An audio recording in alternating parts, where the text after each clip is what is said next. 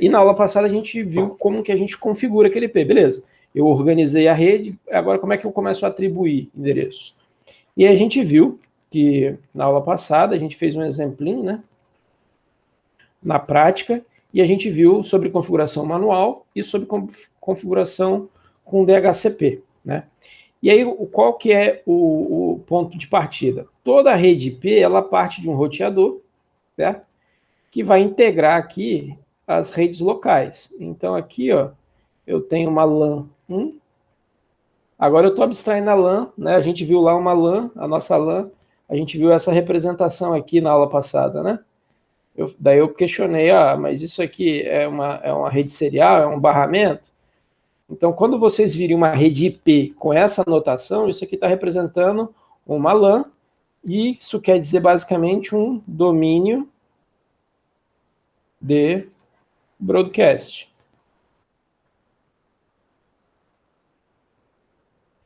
Dispositivos competindo pelo mesmo barramento. Quando a gente vai para uma rede IP, normalmente tem um switch, e o switch, a nível de camada física, ele conecta todo mundo em estrela nele, então ninguém disputa o caminho físico, né? Então, cada um tem uma comunicação a nível físico independente. Esse desenho aqui quer dizer que, se eu mandar um pacote, um frame endereçado para o endereço MAC FFFF, todas essas máquinas aqui recebem. E o switch, nesse caso, é transparente, ele é como se fosse um cabo mesmo, então não é incoerente fazer isso. Então, na vida de vocês, vocês vão ver várias vezes alguém apresentar uma topologia assim, e você vai falar, ué, tem uma rede em barramento? Não, se o cara estiver falando de uma rede IP Ethernet, isso quer dizer um domínio de broadcast, ou seja, o alcance do broadcast. Todo mundo que está naquele broadcast tem a mesma rede, tem que ter o mesmo gateway, etc. Então, o que você configura nesses dispositivos aqui?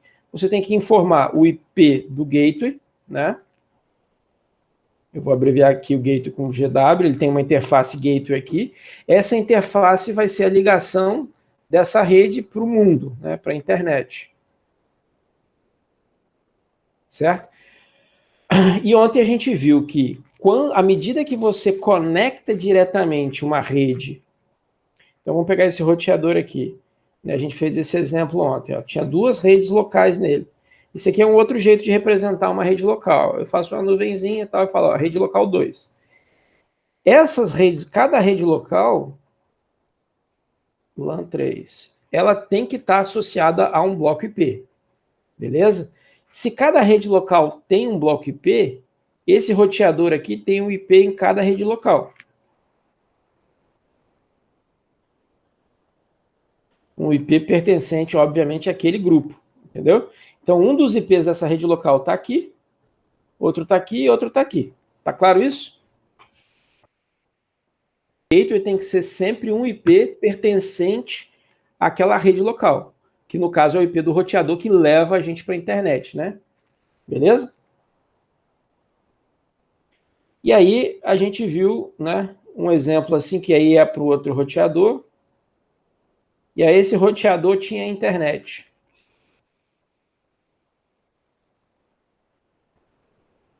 E aí a gente viu que aqui, por exemplo, é uma terceira LAN, né? Ou WAN, tanto faz. Aqui a gente botou até uma rede /30, né? Que aí só tinha dois endereços. Aí a gente viu que este cara aqui, ele conhece essas 4 redes, por quê? Ele tem uma interface em cada rede. Então a gente diz que essas redes são diretamente conectadas. E a gente viu na aula passada que rede diretamente conectada já vai automaticamente para a tabela de roteamento do roteador. Então, a internet é isso. Você conecta, dá o número lógico lá do endereço na interface do dispositivo, informa quem é o gateway para ele ir para a internet, e esse gateway, ou ele sabe todas as rotas da internet, ou ele sabe alguém que sabe. Saber alguém que sabe, a gente chama de rota default. Igual a gente tinha lá na programação o select case, né? Select case, tal, tal, tal, ou o caso default vai para o caso geral. Lembra de select case? Era um if boladão lá. É a mesma coisa, então. Então, esse roteador, por exemplo, ele sabe o caminho para ir para essa rede, para essa rede, para essa rede. E para ir para a internet, a rota default, né? O caminho default dele, a gente chama assim, ó. Deixa eu escrever. A minha letra não ajuda muito, né? Rota default. Assim escreve, né? Tá certo. A rota para ir para a internet é sempre o que a gente chama também de uplink, né? Ah, qual que é o uplink dessa rede? É o caminho que leva ela para a internet. E a gente viu que um nome também para essa rota é a rota 0.0.0.0/0. É tudo sinônimo aqui, ó. Rota default e caminho para a internet, beleza? Uplink às vezes também é utilizado simplesmente para subir na hierarquia, vai para um nível acima, beleza? E aí a gente viu que o roteador ele tem uma memória e nessa memória ele cria uma tabela de roteamento, onde aqui entra a rede, né? Como tá, ó, esse roteador aqui lá na memória dele vai ter a tabela de roteamento.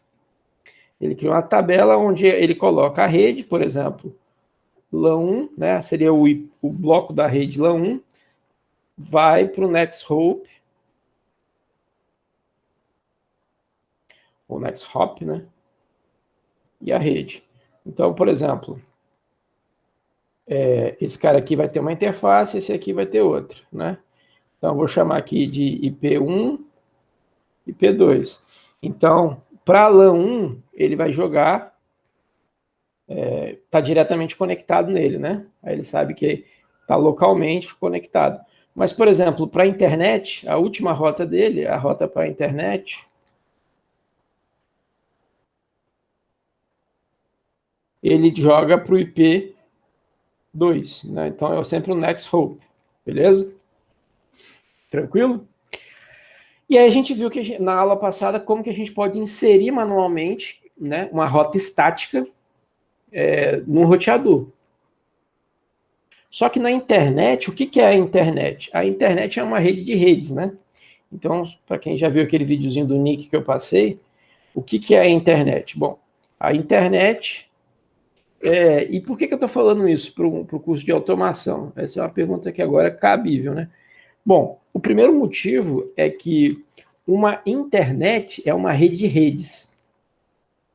Então a gente tem dois tipos de internet. Antigamente o pessoal até pegava no pé no português, né? A gente tem uma internet e a gente tem uma internet. Essa aqui é a rede mundial, essa aqui é a commodity, né? É a que você compra para botar na sua casa, né? Para você acessar o Facebook, etc. A internet, ela existe também no domínio de uma empresa. Eu posso ter, por exemplo, né, numa empresa, eu posso ter, por exemplo, a rede da empresa, a rede corporativa. Aí da rede corporativa, eu posso ter uma rede de operação, e aqui no meio, o que eu vou ter?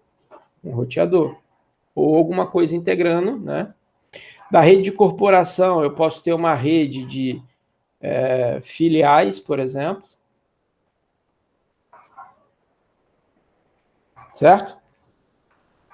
Eu posso ter uma rede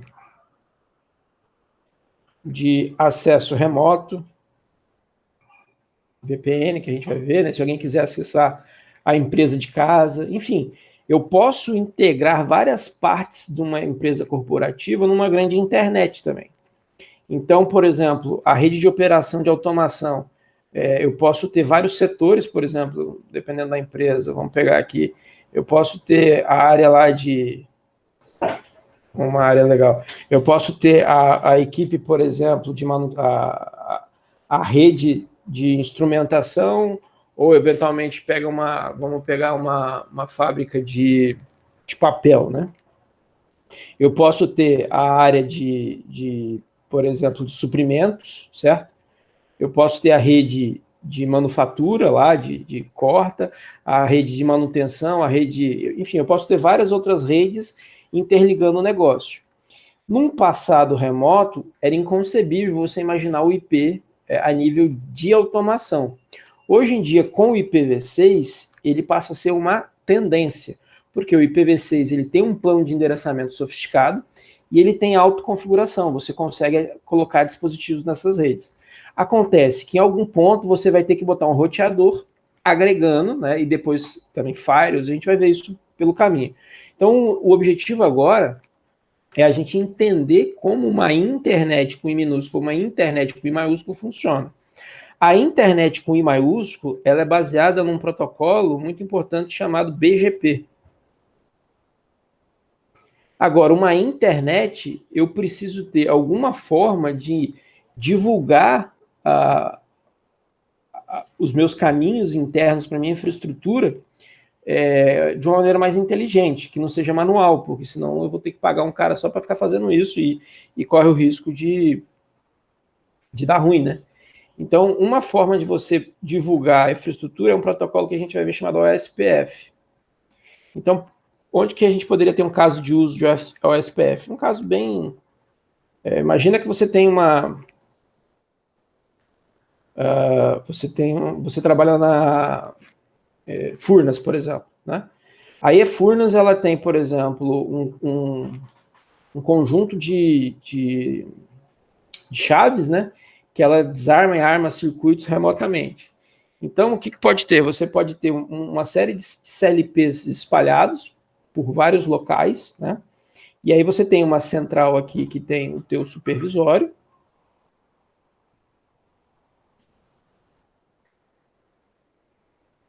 E aí, nesse supervisório, você cai aqui numa rede, né? E aí você já passa a ter algum roteador integrando aqui. Lógico, vai ter um switch aqui antes, né? Vamos considerar uma rede Ethernet IP aqui. A gente vai ter um switch. Aí desse switch, o supervisório está aqui. Aí vai cair num roteador, beleza? Porque eu vou integrar redes, né? E aí aqui nessa rede local aqui eu poderia ter outros sistemas, né? Sistema X, sistema Y. E aqui um supervisório. Eventualmente eu posso ter até um CLP, né? Vou desenhar um CLP aqui assim, ó. Um CLP diretamente conectado. E aí eu posso ter links de longa distância que ligam você, por exemplo, a chaves que estão em outros locais, sei lá, no interior do estado e tal, para você controlar uma chave. Uma chave de comutação lá de Furnas, ela não é uma coisa absurdamente crítica para chavear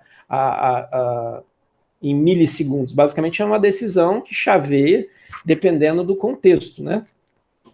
Então nada impede eu ter, por exemplo, um CLP remoto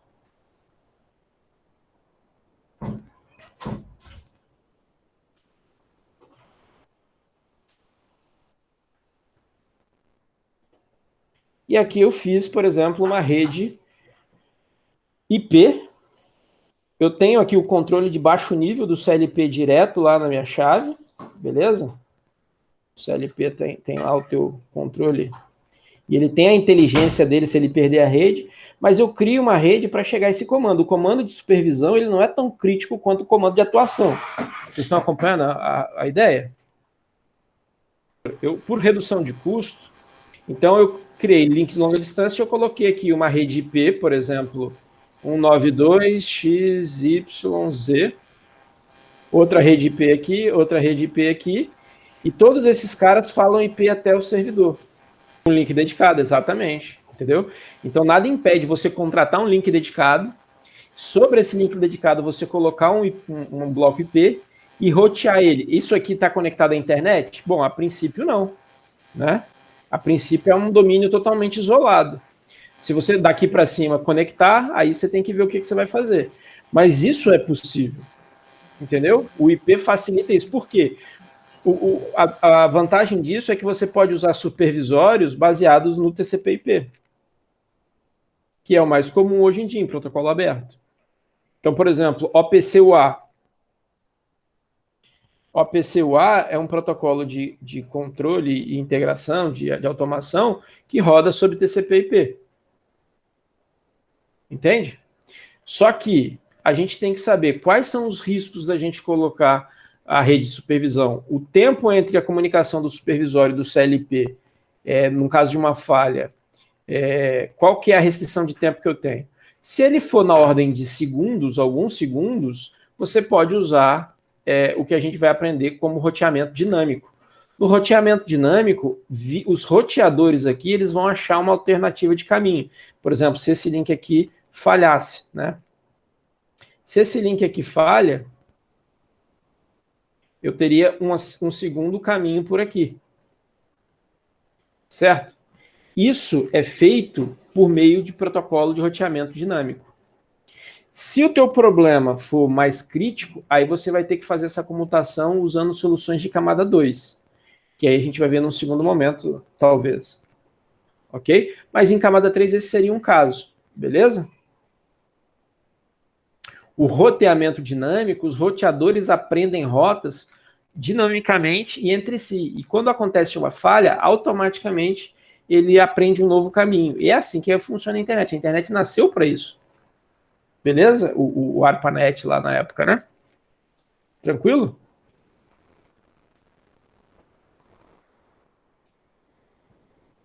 Mas uma dúvida aqui, professor. Então, o caminho alternativo, vamos dizer assim, ele não seria usado somente em caso de falha, ele seria usado, ou ele pode ser usado se, por exemplo, tiver congestionado ou tiver mais lento, por exemplo? Com essa dúvida aqui. A nível de IP, não tem um bom controle de congestionamento. Então, se a gente lembra lá, o IP ele é bom para definir caminhos. O congestionamento ele é tratado nas camadas superiores a nível de TCP. Beleza? Mas você pode, como administrador dessa rede, criar políticas e atuar dinamicamente.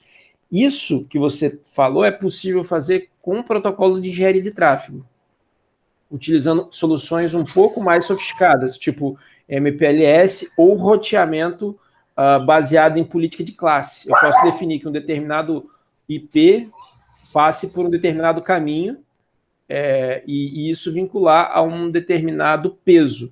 E aí você vem aqui na rede, altera esse peso e aí a rede vai convergir assim para você. Tipo assim, não é dinâmico, assim, na prática não é dinâmico assim, congestionou, vai por aqui, não. Normalmente é por falha, mas nada impede que você coloque políticas que permitam a variação do peso dos caminhos, e em função desses pesos você troca o roteamento. Aham. Eu fiz essa pergunta justamente porque lá na EDP, no tempo que eu estava lá, a gente sempre tinha dois links, um de backup, né, caso o outro falhasse. Só que ele só era utilizado mesmo em caso de falha, ele não era comutável, entendeu? Tipo, deu pau em alguma coisa no caminho da rede, tá congestionado, troca. Era Porque, só mesmo assim, de falha. O congestionamento é uma coisa difícil de detectar na camada 3. Ele é fácil de detectar na camada 4, na camada 5, na camada 6 e 7. Na camada 3 ele é difícil, porque a camada 3 ela trata o pacote roteia. Ela não cria, dificilmente você tem a ideia do fluxo, né? A associação dos pacotes. Para você saber que houve um congestionamento no determinado ponto, eu preciso estabelecer relação dos pacotes e perceber que os pacotes não estão chegando. E isso só acontece quando você tem comunicação fim a fim, entendeu? Entendi, beleza. Então, assim, eu percebo um congestionamento quando a minha conexão começa a diminuir a taxa lá pelo TCP. Aí eu posso reagir, entendeu? Mas não é uma coisa dinâmica e fácil de pegar assim para você conseguir balancear. As soluções para você conseguir balanceamento, ela trabalham num aplicativo chamado balanceador de carga, né? E ele meio que atua gerenciando as conexões, não é uma coisa trivial, entendeu? E acaba que não vale a pena, para o caso que você está colocando, por exemplo, a Excelsa, por exemplo, a EDP, né? Ela quer, sei lá, monitorar a distribuição dela, né? E basicamente ela faz isso, deixa um link parado de backup, simplesmente para que se aquele principal parar, o outro assumir. E isso é feito por dimensionamento da demanda, entendeu? Então, normalmente hoje em dia você tem ainda esse tipo de detalhe, assim, você tem que dimensionar bem a tua infraestrutura. Beleza? Show. Então vamos falar sobre isso, né? Então, assim, se vocês, da pessoa da engenharia elétrica, for trabalhar no provedor de internet, aí vocês vão ver isso com farinha, né? É muito comum, né? Você definir caminhos num provedor de internet, isso é diário, porque ele é simplesmente tudo sobre IP. Então, bateu sobre IP, vai ter roteamento. O roteamento, quando tem roteadores, ele pode ser estático ou dinâmico, beleza? Não temos carga horária para estudar todos os protocolos de roteamento. Talvez na engenharia elétrica isso fosse interessante, num curso de especialização, ver todos. Eu vou mostrar para vocês uma visão geral de todos os principais, né? Como eles funcionam, para que, se um dia vocês precisarem, vocês sabem para onde correr. Aqui nesse curso, a gente vai ver na prática só o SPF. Né, e a gente vai ver como configura dinamicamente um roteamento com o SPF. Fechou?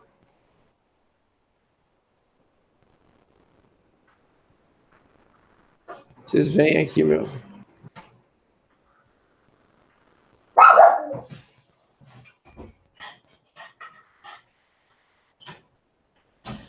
A gente já viu NAT. Aqui, DHCP aula passada. Pá. E aqui que é a questão, né? Que a gente viu na aula passada. Um roteador, ele tem dentro, quando chega um pacotinho, ele extrai o endereço destino daquele pacote. Ah, esse pacote quer ir para que endereço? Não estou riscando. Espera aí que eu vou ter que fechar e abrir meu treco aqui.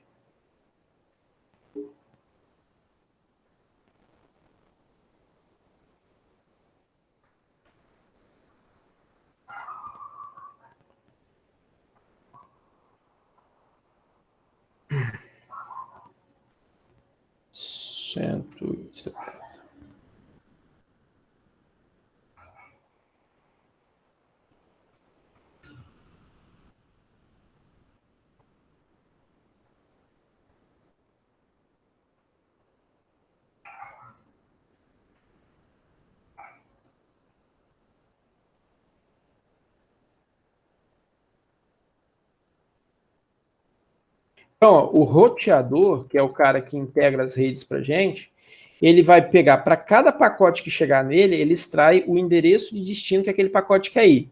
E aí ele vai e procura na tabela de encaminhamento dele, ou tabela de roteamento, né? Na tabela de encaminhamento é que ele define já, que onde já está pré-estabelecido as rotas. Antes de gerar essa tabela, ele cria uma tabela de roteamento.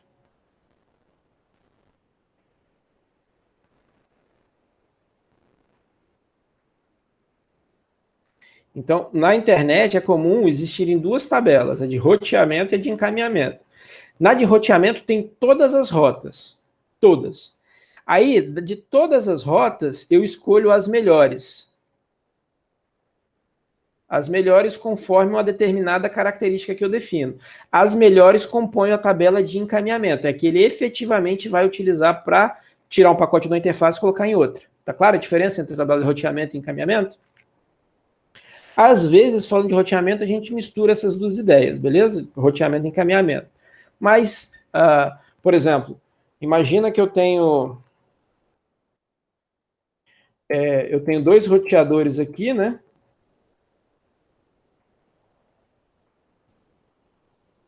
Eu tenho 3 roteadores, por exemplo, que ligam esses dois pontos.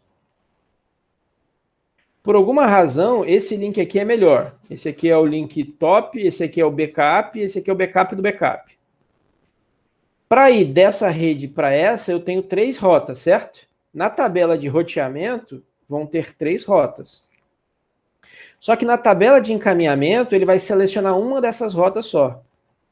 Deu para entender? Quando acontecer algum problema, o que ele vai fazer? Ele atualiza a tabela de encaminhamento para a rota alternativa. Deu para entender? Deu. Mas ele não faz seleção não, né? Tipo assim, suponha, nesse momento a 1 é a melhor, mas pode ser que daqui a um tempo a 2 seja melhor. Então, a gente vai entender isso em breve. Depende do protocolo, depende da tecnologia. Existem protocolos com suporte à engenharia de tráfego que até fazem isso, mas eu nunca vi funcionando na prática, porque isso é muito complexo. No OSPF, a gente vai ver que a gente consegue fazer isso dinâmico botando peso no link. Aí você como administrador entra e troca o peso, aí ele escolhe o menor. Ou por falha. Entendeu? Eu posso dizer que, primeiro, eu posso dizer que o peso da 1 é maior que o peso da 2, que é maior que o peso da 3. Então, quando houver uma falha, ele vai escolher a que tiver o segundo melhor peso. E você poderia manipular isso como administrador da rede. Entendeu? Ok. Então, leva um tempo entre o roteador computar as rotas e definir a tabela de encaminhamento. Tá claro isso? Imagina isso acontecendo entre 5 roteadores. Esse tempo vezes 5, né? Que tudo vai acontecer meio que em paralelo, mas esse é o tempo que a gente chama de tempo de convergência, ou seja, entre uma mudança na rede e a rede se estabilizar, ela leva um tempo, igual o controle, né? Quando o controle muda alguma coisa, ele não leva um tempo para chegar lá ao regime estacionário. Nesse processo vai ser a mesma coisa. Os roteadores vão trocar informações, vão definir as melhores rotas e vão instalar as melhores rotas na tabela de encaminhamento. Isso demora um tempo. Esse tempo tem que ser corretamente dimensionado para o processo, no caso, se você for usar IP para supervisão, por exemplo. Tá claro? Isso tem que ser levado em conta. Bom, depois a gente... esse aqui é a atividade que eu deixaria de ontem para hoje, né? Mas né, para a semana eu vou dar o tempo para a gente fazer ela. O assunto aqui, então, vai ser a parte de roteamento unicast. Roteamento multicast é um tópico especial, foge ao nosso escopo aqui. O roteamento unicast é quando você quer rotear a comunicação para um IP falar com outro IP, um para um, né? Mas ela é a mesma ideia, a gente simplesmente divulga as rotas.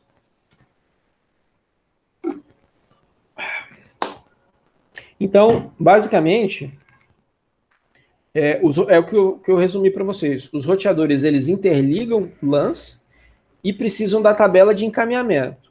O roteamento de um pacote de uma rede de origem ao destino significa rotear pacotes do roteador padrão da origem ao roteador padrão do destino. O roteador padrão chama também de default gateway. E aí, para a gente entender isso, a gente vai ter que passar por vários roteadores. Uma visão que a gente pode ter desses roteadores é uma visão em grafo. Um grafo é basicamente essa estrutura, né, onde eu tenho nós e links. Existem vários tipos de gráfico. Agora, um gráfico ponderado, um gráfico com pesos, né, cada link ele tem um peso que você pode atribuir e aí você escolhe conforme esse peso. Grafo não é usado só para rede, tá? Grafo também é utilizado para logística.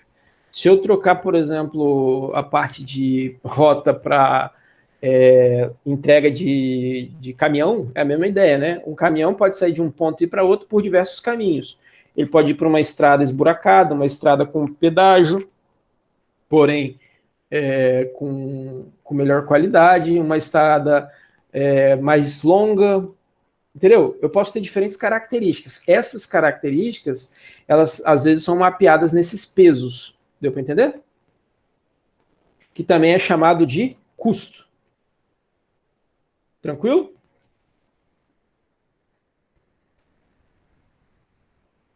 Belezinha?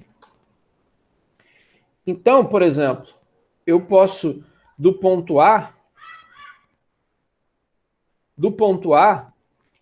considerando que cada roteador ele vai definir todos os caminhos que ele sabe, do ponto de vista do A, ó, cadê meu cursor, cara? Aqui. Do ponto de vista aqui do A, o A, para ele mesmo, o custo é 0, pode crer? Ele já está nele. Para ele ir para o B, o custo é 2, ó, porque o link do 2, para ele ir para o C, o custo é 7, 5 mais, e assim sucessivamente. Para ele ir para o D, o custo é 3. Para ele ir para o E, ele passa pelo B aqui. E aí, passando pelo B, ele tem custo 2 mais 4, 6. Certo? Para ir para o F, ele só tem caminho pelo D e pelo E e tem custo 8. E assim sucessivamente. Então, a gente pode ver que o roteador A, se ele tiver as informações, se ele tiver mentalmente, esse equipamento tiver na memória dele esse desenho aqui, essa topologia, ele pode gerar essa visão da rede, concorda? O roteador B pode ter essa visão, e assim sucessivamente. Cada roteador, ele pode descobrir como que ele chega nas redes se ele conseguisse montar esse grafo na memória dele. Deu para entender até aqui? Sim. O que é o protocolo de roteamento? O protocolo de roteamento vai ser um conjunto de regras que todos os roteadores pertencentes aí à mesma zona administrativa, né, ao mesmo grupo que administra, vai utilizar. Eu estou sumindo aqui, né? Eu sou meio um fantasma aqui no desenho. Vai usar, ou seja, um conjunto de regras onde os roteadores vão trocar informações entre si, conforme regra do protocolo, para que cada um, em sua memória, crie uma visão da topologia num gráfico desse tipo. A partir dele, ele passa a ser o nó raiz, ele sabe, opa, chegou um pacote para mim. Quer ir para fulano? Eu tenho custo tal para lá, eu mando nessa direção. Ah, quer ir para ciclano? Eu mando nessa direção. Criar essa árvore na memória é a consequência do protocolo de roteamento.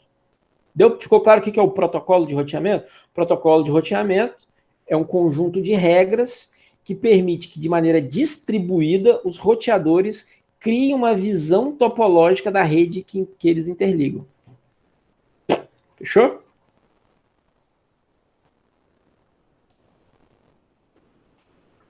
Cara, fechou. É muito ruim explicar sem olhar para a cara dos caboclos. Beleza, então, vou acreditar. Vamos lá. Aí, se a gente fosse organizar os protocolos de roteamento em grupo, né, reino animal, vegetal, fungo, sei lá, a gente teria 3 grandes tipos de protocolos de roteamento. Os protocolos de roteamento baseado em vetor distância, os protocolos de roteamento baseado no estado de link e os protocolos baseados em vetor de caminho. 3 grupos, beleza? Você precisa decorar. Bom, um grupo ele vai definir o caminho em função da distância do caminho. Os caminhos mais curtos vão ser preferíveis em relação aos caminhos mais longos, a partir do ponto de vista dele, daquele roteador. No estado de link, a estratégia principal vai ser escolher o melhor link. Nem sempre o mais curto é o melhor, porque se o mais curto for todo esburacado, por exemplo, o caminho mais curto vai ser ruim, né? Então eu tenho um caminho curto, mas ele é extremamente congestionado, ou ele tem uma banda ridícula. Agora, eu tenho um caminho que dá 5 saltos, que é de 10 GB, por exemplo, e não satura. Dependendo do caso, o caminho de 10 GB é melhor. Então eu pondero, eu ponho pesos e eu escolho o melhor caminho naquele momento. Esse é o grupo de protocolos do estado de link. Só que no estado de link e no vetor distância, eu sou obrigado a ter toda a topologia na minha cabeça. Concorda? Sim. Porque se eu quero saber a distância maior, eu tenho que saber o caminho inteiro na minha cabeça. É como se eu fosse de um ponto a outro, eu tivesse que saber todas as alternativas de estrada. Então, esses 2 conjuntos, eles obrigam que todos os roteadores sejam da mesma organização, porque eles têm que conhecer todos os caminhos para daí escolher, né, no caso, o mais curto ou o melhor. Tranquilo? Essa questão do mais curto aí é só uma questão de saltos mesmo, né? Isso, é em função de salto. O mais curto vai ser o que tiver menos saltos. Não é em função se o link é de longa distância ou de curta distância, não. Beleza. Tá bom? Você pode ter um link, por exemplo, que você tem um link dedicado da África para a América do Sul, ele é um salto só, ele vai ser menor. Mesmo ele sendo transatlântico. No caso do estado de link, você pode dizer que esse link eventualmente tem um peso menor. Sacou? Um custo maior para você utilizar, porque, né, você vai usar um link transatlântico, ele é mais caro, você vai usar ele quando for realmente necessário. Sim. Mas está clara essa ideia? No domínio que a gente quer passar aqui para vocês, geralmente vocês vão trabalhar dentro desses 2 tipos de link, de roteamento, se vocês um dia precisarem. Agora, na internet, eu tenho diferentes empresas, pode crer? Faz sentido que todas as empresas saibam todas as rotas internas de todas as empresas? Não faz muito sentido, concorda? Imagina se quem é da NET identifica um gargalo na rede da Claro, né? Em alguns casos, não é interessante que um domínio administrativo saiba toda a topologia do outro. Vocês concordam? Porque é uma informação de negócio isso aí, né? Quais que são os caminhos possíveis dentro de uma determinada rede. Daí entra o vetor caminho. No vetor caminho, você define na origem baseado nas informações que você tem pré-estabelecido. Então, eu posso escolher, por exemplo, ir para um lado ou ir para o outro, não tendo a visão de toda a topologia, mas baseado nas informações que eu recebi dos meus vizinhos, eu escolho ir para um lado ou pelo outro conforme um acordo. Então, por exemplo, eu posso dizer que eu sou, por exemplo, uma empresa e eu sou um sistema autônomo e eu contrato, por exemplo, 3 links que me levam à internet. E aí eu quero, por exemplo, que metade do meu tráfego vá por um, por outro e pelo outro. E um é mais caro, o outro é mais barato, o outro é um... Agora, que caminho ele vai fazer lá para até chegar no site que eu quero, eu não sei. Ele simplesmente divulga, ó, eu te levo para esse caminho e te cobro tanto. Baseado nessas duas informações, você define que você escolhe aquele caminho. Você não precisa ter a visão de um todo, entendeu? Então, ele vai te dizer assim, ó, eu te levo naquela rede e eu te levo com tantos saltos. O outro vai falar, eu te levo com tantos saltos, o outro vai falar, eu te levo com tantos saltos. Você define ali, escolhe o que melhor te atende. Isso a nível de roteador, entendeu? Então, os roteadores nesse vetor caminho, eles negociam informações entre si, chaves. Em cima dessas informações chaves, eles definem um caminho de um ponto ao outro, baseado no que ele tem dessas informações chaves. Pode ser número de saltos, mas esse número de saltos, quem vai decidir aqui do outro lado não sabe quais são os saltos exatamente. Ele sabe que existem aqueles saltos, mas não sabe a topologia exata. Entendeu? Deu para entender ou ficou confuso? Deu para entender legal. Nos outros dois, não. Todos os roteadores trocam informação entre si e todos montam aquela topologia na cabeça. Do lado de cá, não. Você tem uma visão parcial da internet, daquele acesso, e você sabe, ó, por aqui custa tanto, por aqui custa tanto, por aqui custa tanto.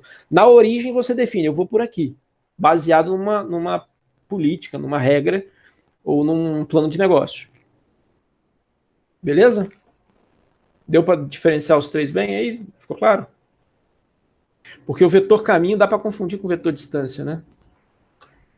Bom, então o vetor distância, ele vai ser sempre o número mínimo de saltos de um ponto ao outro.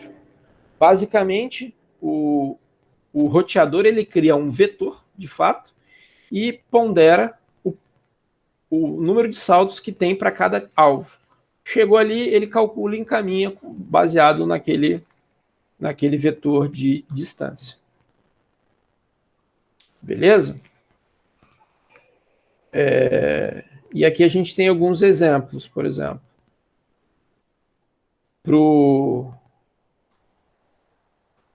Bom, deixa eu tentar lembrar o que tem de tão sofisticado nessa figura para eu ter deixado ela aqui. Bom, ele está mostrando na figura B o vetor distância montado na tabela na memória do roteador A, né?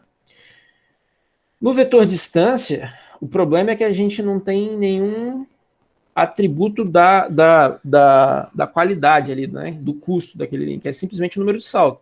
Se aquele link que liga o A para o B é um link sem fio ruim ou é um link fibra ótica top, não interessa. Ele vai ter o mesmo peso, sacou? E aqui, ó, a gente está vendo, ó, o A para ir para o A. Ah, tá. Essa figura aqui ele está mostrando os roteadores meio que trocando informação e descobrindo. Ah, lembrei o que isso quer dizer.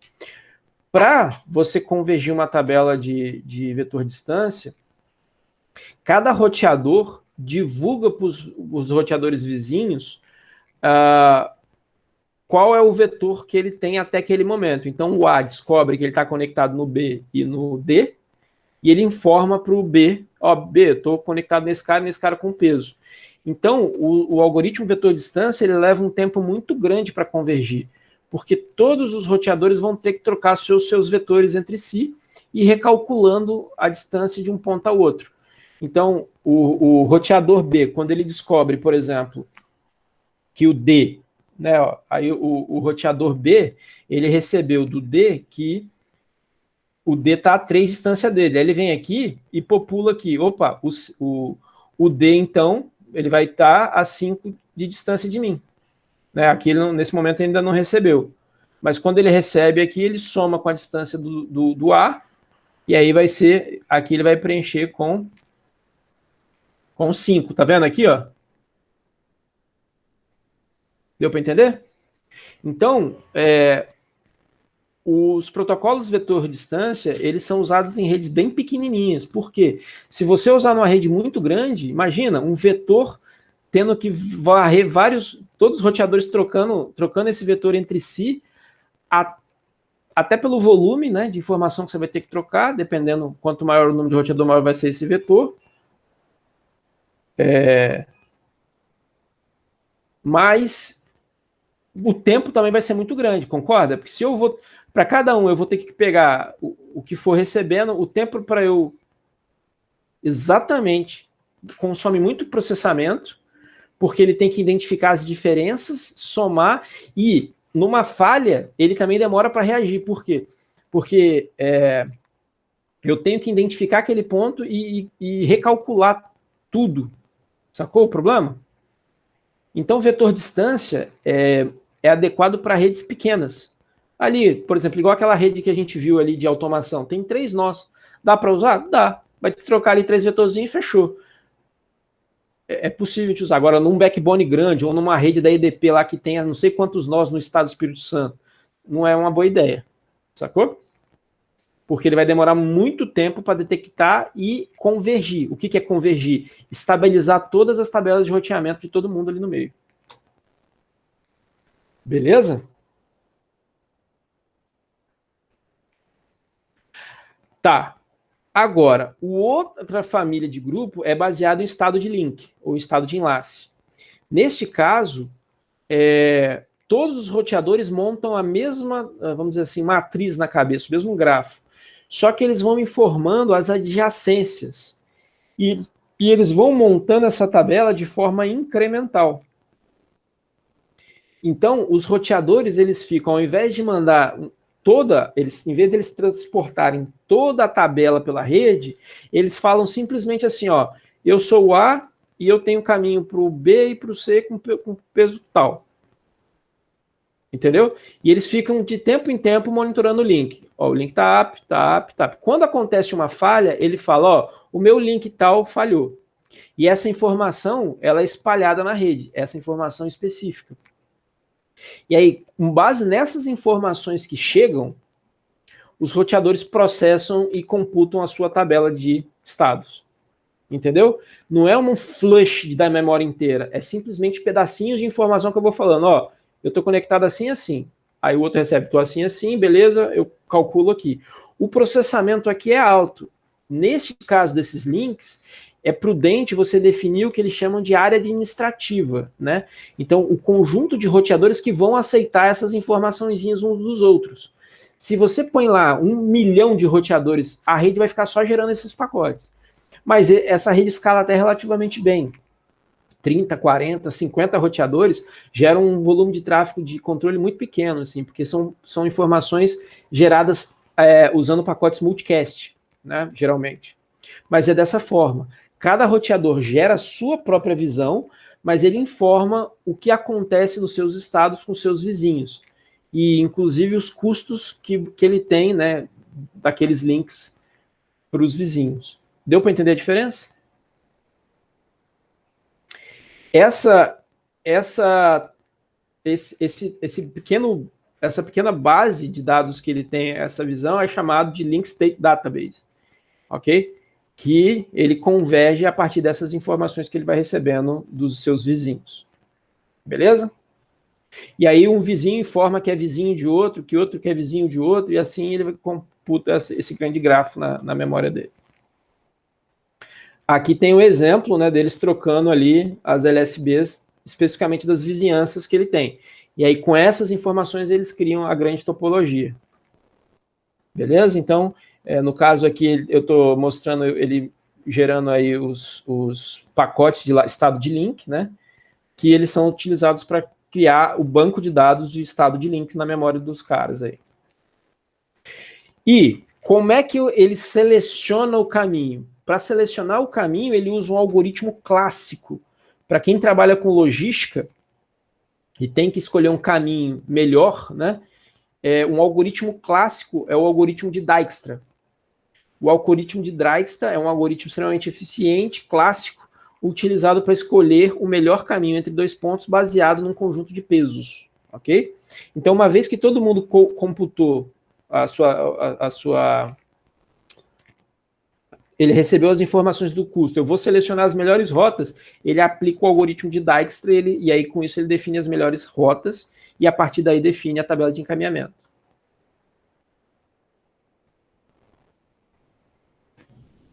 Tá claro? Por último, sim, o que eu falei, o vetor caminho, a grande característica dele é que a decisão é na origem. Ou seja, essa decisão não está espalhada, ela é definida num ponto de origem da rede. E normalmente é utilizado por provedor de internet para definir na intersecção entre provedores por onde ele vai fluir o tráfego. Naquele ponto de intersecção, ele escolhe se ele vai jogar o tráfego dele, por exemplo, para a Embratel, que vai para um outro provedor ou por um outro caminho. Beleza? Aqui é o exemplo do vetor distância. Ó. Na origem, ele monta aqui uma lista de melhores caminhos que ele conhece, tá vendo? Então, o vetor caminho, na origem, ele cria ali, ó, para eu ir para o ponto A, é o A, para eu ir para o B, o caminho A é B, para eu ir para o C, eu tenho várias opções de caminho, eu vou escolher essa aqui, que vai ser o caminho tal. Então, o caminho, ele é definido na origem, baseado nas informações que ele recebe dos seus vizinhos. Deu para entender a sutileza, a diferença aí? Não existe a montagem de uma grande grafo, uma grande visão geral. Basicamente, ele tem uma lista de caminhos bons. Ele vai escolher o melhor caminho para determinado ponto que ele queira ir. Na origem, ele define isso, entendeu? Chegou um pacotinho aqui, ele vai escolher por onde ele vai mandar na origem. Por meio de um conjunto de caminhos que ele sabe que existe. Entendeu? Então, por exemplo, o A, ele só tem um caminho para B. Acabou. Não tem outro caminho, tá vendo? Então, ele só tem esses dois caminhos aqui. Agora, o B, ele tem caminho para A, ele tem caminho para ele mesmo, caminho para C e caminho para D. Sacou? E aí ele vai montar que para ele chegar no E, ele tem que mandar para D. Ou ele pode mandar para o C. Ele tem dois caminhos depois. Sacou? Ó, aqui ele está pegando o exemplo do C. Ó. Ele vai escolher o melhor caminho, né? Ó, evento 1, C recebe uma cópia do vetor B. C recebe uma cópia. Basicamente, essa ideia de receber uma cópia desses caminhos é feito no estabelecimento ali da adjacência. Então, eles podem trocar entre si esses vetores, baseado aí numa determinada regra, e aí eles vão escolher o melhor caminho baseado em algum critério. Ou o melhor número de saltos, ou qualidade, ou custo, mas o roteamento é sempre definido na origem, por meio da visão do caminho, não da visão topológica. Deu para entender essa diferença? É bem sutil. Ficou claro? Eu não sei se eu consegui ser claro. Ficou sim, ficou. Beleza. Bom, e aí, como é que funciona na internet? Na internet a gente tem uma rede de redes, né? Então, eu vou mostrar aqui para vocês. Vocês podem fazer aí, se vocês quiserem. Deixa eu só achar aqui.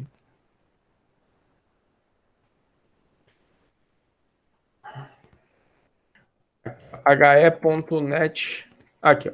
Esse cara aqui, como como eu falei para vocês, como é que funciona, agora só para a gente ter uma visão geral da internet, né? A internet, ela é uma rede de redes, né? Você, por exemplo, eu estou aqui conectado na NET, na Claro, e meu computadorzinho está aqui. Ah, não está bem assim, tá tudo bem. Tem um roteador, que é o meu roteador Wi-Fi, e aí o roteador Wi-Fi tem minha rede Wi-Fi aqui. E na rede Wi-Fi aqui, nesse cara aqui, eu tenho um NAT, né? Que eu tenho um IP único aqui e eu estou no IP 192 aqui atrás, beleza? Só que da rede da Claro, ela cai numa outra rede, se não me engano é uma rede da Embratel, vamos ver agora. Embratel. E da rede da Embratel eu caio nos grandes players. Então, a internet ela é feita por camadas. Então, você tem os tiers. Os provedores que estão no centro da internet são os tiers 1 ou tier 0. Os provedores, os sistemas autônomos que estão ligados aos tier 1 são os tier 2 e assim sucessivamente. Nesse caso aqui eu poderia ser um tier 4. Né? Isso significa que no caminho para o núcleo, quanto mais perto do núcleo da internet eu estou. Deu para entender? E aí, na fronteira dessas empresas aqui, ele pode ter aqui um vizinho, né? Ou ele pode se conectar a dois tiers 1 aqui, ó. E aí os tiers 1 estão conectados entre si. Aqui, por exemplo, usa-se o protocolo vetor caminho, BGP. Sacou? Internamente, aí é outra história. E aí, por exemplo, a Embratel ela tem, por exemplo, dois provedores. Aqui a gente vai ver uma visão. Eu posso ter peers laterais ou peers de uplink, entendeu? Se vocês entrarem aqui no site da Hurricane, he.net, ela tem um que chama Looking Glass. É só por curiosidade, tá? Perdi aqui meu... Vou ver aqui na aba. he.net. Ó, e aí aqui legal. Ele tem algumas coisas, umas brincadeirinhas interessantes aqui, ó. Aqui ele mostra um conjunto de cabos marítimos entre os continentes, ó. Esses aqui são cabos de fibra óticas marítimos, que são no caso deles, né? Certo? Cabo transoceânico aí, ó. Eles são os provedores. E aqui, ó, eles vendem serviços, ó, transporte camada 2, onde ele cria um link a nível de camada 2 e transporte camada trânsito IP. Trânsito IP é, por exemplo, a gente aqui, vamos criar um provedor de internet. A gente pode contratar a Hurricane e a gente passa a ser um Tier 2. Considerando que ela é um Tier 1, falando aqui rapidamente. Entendeu? E com isso a gente cria um provedor de internet. Se a gente se conectar só num provedor, a gente vai correr alguns riscos, né? O que eu queria mostrar para vocês, BGP Toolkit aqui, ó. Baseado na informação do BGP que os redes trocam entre si, lembra, então, existe um protocolo chamado BGP, ele é do tipo vetor caminho, que as redes trocam entre si. Então, lá na Hurricane, ela sabe, por esse site aqui, né, o meu IP. Então, ele está falando aqui, ó, eu estou chegando se vocês virem o de vocês aí, né, vocês vão ver como é que vocês estão. Eu acessei o site com IPv6, ó, esse aqui é um IPv6. Anunciado por quem? Qual foi o provedor? Claro SA. E aqui está o nome do meu provedor. Ó. A Claro SA é o sistema autônomo 28573. Se eu clicar nesse sistema autônomo aqui, ó, ele vai me dar mais detalhes. Opa. Aqui ele vai me dar mais detalhes. Ó, que interessante. Ele está falando aqui, ó, é a net.com.br. A nível de IPv4, a NET anunciou para o Hurricane, que é um outro IP, 3.277 rotas, prefixos, né? Rotas IP. IPv6 1.331. Então, essa é a visão que a Hurricane tem da Claro, certo? Se eu olhar aqui a nível de grafo, ele mostra, deixa eu tentar aumentar o zoom aqui, ó, qual é o caminho que ele vê da Claro até o núcleo. Então, aqui à direita é como se fossem os provedores de núcleo, tá vendo? Ó? Deutsche Telekom, Telefônica Global Solution, Sprint, Verizon Business, Zayo, NTT América, AT&T Service. Então, esses aqui seriam como se fossem os núcleos. Aí aqui, eu tenho aqui, então se esse aqui seria o Tier 0, vamos dizer assim. Ó, Level 3 é um grande provedor, ela conecta nesses provedores. Tier 1, se esse aqui é o Tier 0, entendeu? Exatamente o Tier, assim, de cabeça, é referencial. Então, esse aqui é o núcleo. A Level 3, ó, depois vem aqui a GTT, a Orange, Telia Company, ó, o caminho. Vocês vai dar outra coisa. O meu provedor, né, aqui, ó, dá para ver que ele é um provedor de acesso. Ele está ligado na rede da Claro, que é um outro sistema autônomo, que é a antiga Embratel, né? Tá vendo? O sistema autônomo, Claro, é a rede de acesso da Claro, a rede de backbone da Claro. Aí a Claro, ela contrata quem para transportar os clientes dela? Dá para saber aqui, ó. Ela tem um link direto aqui com... Então, ó, a Claro, ela tem um link direto com a Deutsche Telekom, ó. Tá vendo? Ó, que legal. Então, ela tem um link com a Deutsche Telekom, ela tem um link com a GTT, ela tem um link com a Cogent Communication, ela tem um link com a Tata Communication, ela tem um link com a Telecom Itália, um link com a Hurricane, ó, ela tá a 2 saltos da Hurricane, tá vendo? E ela tem um link com a MCI. Então, repara, com isso a gente tem a disponibilidade da internet para Claro. E o que é a internet? A internet é o acesso a esses provedores aqui. Você vai ver que os de vocês deu alguma coisa parecida. Vocês conseguiram ver aí? Ó, a ligação IPv6 dela aqui é um pouco mais simples, ó. Ela tem mais abrangência IPv6, ó. Ela tem um link direto para um Tier 0, um Tier, né, primeiro nível. Depois ela tá ligada aqui como... Deu para entender, gente?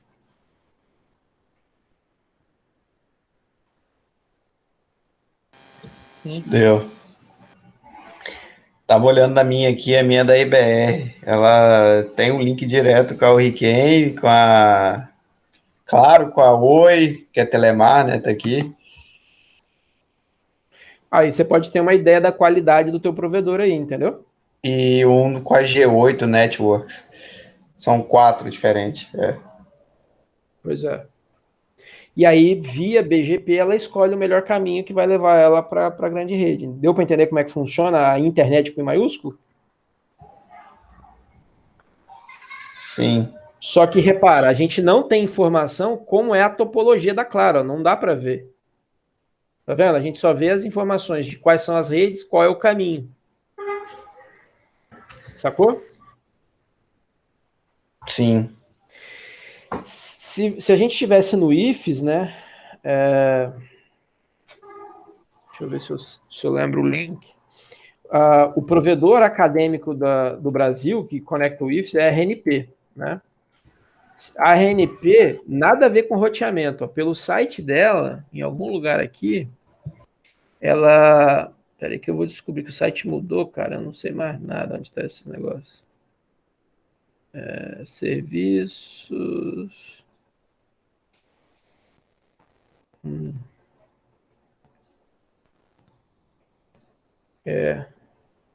Peraí, ferramentas. Deve estar aqui, ó. Ferramentas... Aqui, ó, panorama do tráfego. A RNP, ela expõe via uma aplicação a topologia dos roteadores dela. Essa aqui é a topologia que liga as universidades do Brasil. Então, se a gente olhar aqui no Espírito Santo, ó, o Espírito Santo tem um link para o Rio de Janeiro de 10 GB e um link para a Bahia de 20 GB e uma conexão no ponto de troca de tráfego de 1 GB. Deu para entender? Isso aqui não tem nada a ver com tabela de roteamento. Isso aqui algum ser humano fez essa visualização e ela expõe a topologia, ou seja, eu sei quais são exatamente os links que interligam os roteadores. Aqui, lá no Hurricane, não. Eu só sei a informação do caminho, entendeu? Eu não sei qual que é o conjunto de enlaces que está efetivamente ali. Beleza? Mas a RNP, ela é um provedor, alguma coisa assim? A RNP foi o primeiro sistema autônomo a conectar a internet, o Brasil na internet, né? A internet ela começou com as organizações acadêmicas, né? No mundo, nos Estados Unidos também tem uma rede acadêmica chamada Internet 2, né? Nos Estados Unidos, na Europa tem a GEANT, são basicamente sistemas autônomos dedicados a conectar instituições acadêmicas. Então, a RNP é um sistema autônomo, entendeu? Se a gente estivesse lá no IFES, a gente poderia ver o grafo da RNP. Ela, se não me engano, ela está diretamente conectada. Aqui, ó, pela figurinha dá para a gente ver, inclusive, que eles ilustram. Por isso que, assim, a internet no IFES é boa, porque a topologia é uma... A RNP hoje ela é uma organização, é tipo uma ONG, né, uma OCIP, aí vira uma empresa privada vinculada ao MCTI, né? E aí ela tem uma gestão diferenciada, né? Mas é a RNP que interliga a UFES, o IFES. Então aqui, ó, a gente pode saber, por exemplo, a RNP ela tem um link direto lá em Miami, e lá em Miami ela troca tráfego com outros backbones. Ó. Então, isso aqui ela está trocando com a Universidade da Flórida, um PTT NAP, e 2 links aqui efetivamente para a internet, que aí eu não sei qual que é o provedor que está aqui. Ó. Ela tem para a internet efetivamente um link de 7, outro link de 6, que seria a internet comercial, entendeu? E ela tem outro caminho que ela chega à internet via Maranhão. Não. Aqui, ó, via Ceará. Tá vendo? A MIA aqui é o mesmo ponto, ó. É um link saindo de São Paulo e outro link saindo de Ceará.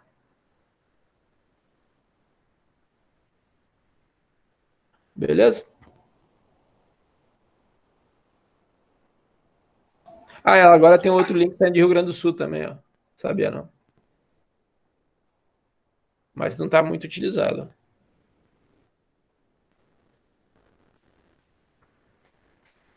Bom, deu para entender a ideia de roteamento dinâmico?